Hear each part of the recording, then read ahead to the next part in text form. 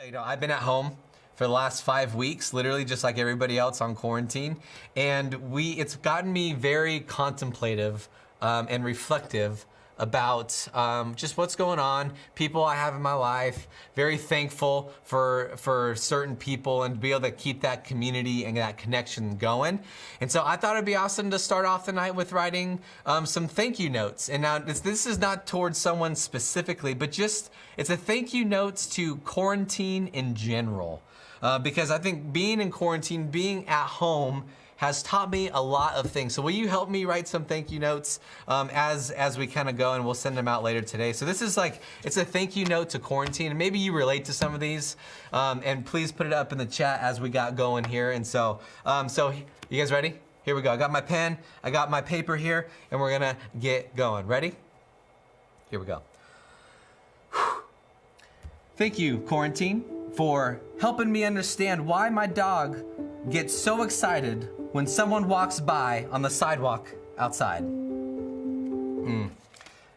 They get so excited. I don't like, it's so funny. I'm to that point now where I'm like, haha, people, cool mask. I never thought I would say that, by the way. Cool mask that you're wearing in public. Thank you, quarantine, for proving what I always knew. Working or going to school in my pajamas is perfectly acceptable. It's very true. That's a real thing. Just so you know, in my house, we have a 3-year-old and a 5-month-old, and they're up at 6:30 every day. So you're just, that's not you right now, hopefully. And so that's awesome. Okay, ready? Next one. Thank you, quarantine, for making my parents realize that they're on their phones as much as I am. Ooh, too real? I don't know. Parents, if you're watching, we love you. But we all know that sometimes it's just a necessary thing at some point. There is too much though, but there's also just the right amount of time. Anyways, ready? Next one. Thank you, quarantine, for having me teach my mom how to use Google Hangouts, Zoom, FaceTime, House Party, every time she logs on. Too real. If I've had to help my mom log into a lot of things over the last 5 weeks from home and trying to do it over FaceTime. Anyways, okay. I'm not over it yet. Okay, next one.